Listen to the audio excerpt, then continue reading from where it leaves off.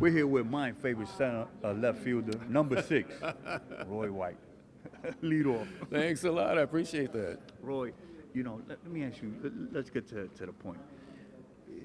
Does it amaze you that Thurman Munson is not in the Hall of Fame? Yeah, I think there's other guys that got in that are in similar situations that have been voted in, and I think Thurman's record speaks for itself. He's an MVP. He was one of the top players in the league for 10 years, had Gold Gloves, and I think they should change the rules because just because some players are injured or don't have the opportunity to have longer careers, I don't think they should be penalized for that. That's right. Now, I'm going to give you 3 names that are also, I think, belong in the Hall of Fame. Graig Nettles, Billy Martin, and Louis TIANT. I think they all deserve. I would add another one in there, and that would be, who was I going to say? Add another name, Don Mattingly. That's right. I think Don Mattingly he's going to be in. He's going to be in. Yeah, he was one of the best hitters I saw for 5 straight years. Like incredible. But I think all those guys deserve a shot to go in or should be in. Graig Nettles, the best third baseman in Yankee history, without a question. Nobody. He's got the home runs. He had the Gold Gloves, and he's never been mentioned.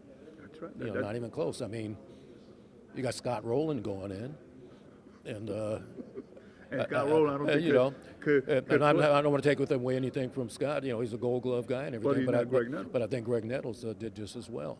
A lot of people used to compare Graig Nettles with George Brett, and Graig Nettles was always on top. And the same thing with Munson, with Carlton Fisk, and and then when they compared him with Johnny Banks, come on, man, and he's not.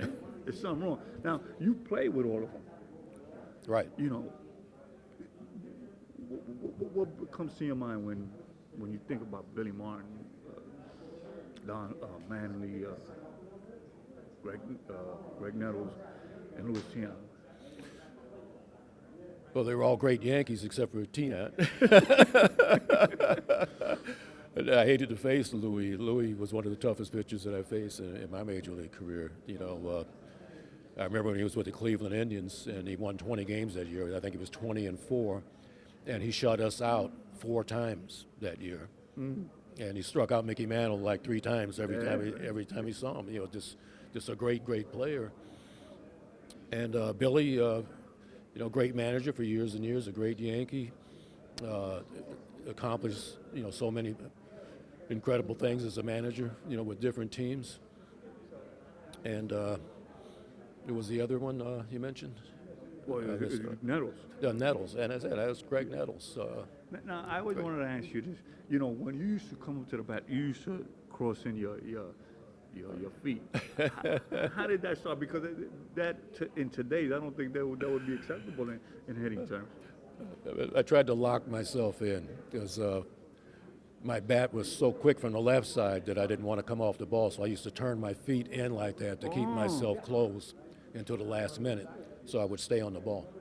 Listen, Roy, man, you'll always be number 6, man. And a lot of people say, well, that's Joe Torre. I said, no, to me, that's Roy White's number. He says that to me. That's right. When he sees me, he says, "Hey, Roy, the real number 6." So that's right. I appreciate that. So thank you for your time. And I will tell you this right now. I always remember leading off Bob Shepard, number 6, Roy White. That must have been a thrill. Always a thrill. I'd like to see Orlando Cabrera next year leading off, playing left field for the Yankees. Cabrera? Oswaldo. Reminds me of myself, switch hitter. Played in the infield, and I think could be a great left fielder. That's right. Well, nobody's in left field like you, man. Especially, what I tell people, I say, listen, man, that left field that you see in Yankee Stadium is not what used to be in Yankee Stadium. It was 437, I think, and 417, man, and that was no joke playing out there. 457, the left center. 400 to straight away, so you had a lot of ground to cover. You had the low fence. And if you let the ball get by you, it was an inside the park home run. So you had to really be careful. Now, how was it with playing with Mickey Rivers next to you in center field? I mean, was Mickey all out? What he said? No, Mickey, it was great. We had a great rapport out there playing with Mickey, and we could do things and help each other out. like in day games in Yankee Stadium with the bad sun. You know, I could tell Mickey to try to get everything you could in left center. There was going to be a problem for me going to my left, looking into the sun, so he could cover for me, and I could do vice versa for him. So I don't ever remember seeing a ball go over your head. And, you or Mickey. And that was it's just like, man, you guys are like state troopers out there, man. Everything is. we had a few go over our heads, but most of the time we had to go over the fence, though. To go over our heads. Roy, man, like I told you, man, you'll always be my number 6. And if I had a team, you'd be my starting left fielder. Thank you. I really luck, appreciate brother. it. Thank you Be so safe. much. All right. Roy, can I